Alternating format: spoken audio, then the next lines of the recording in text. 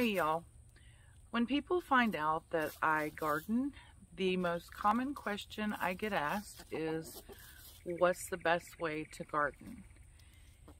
And all I can do is speak from my own experience.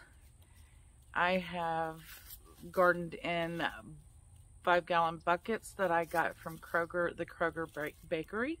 I have done the traditional tilled ground gardening method.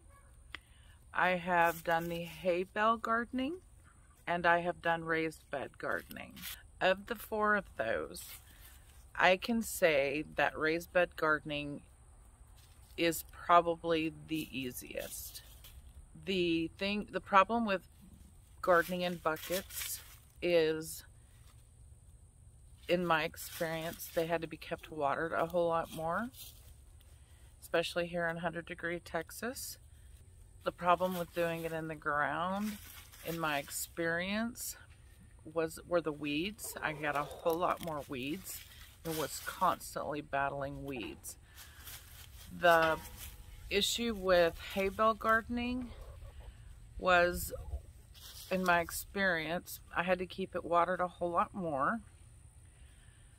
The hay bales start to deteriorate before my crops were ready to be picked, so they're all slumping over and falling over, and the seeds in the hay bales had started to sprout.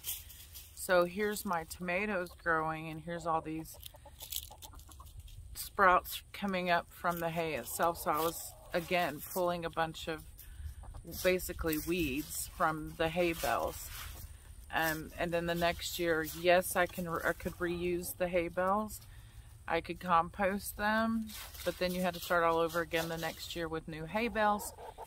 And hay bales are not expensive. In fact, one year I couldn't even get the straw bales.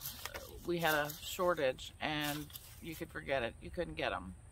So in my experience, it's easiest to do raised bed gardening. You have to build the raised beds. That is an expense that you would have to incur.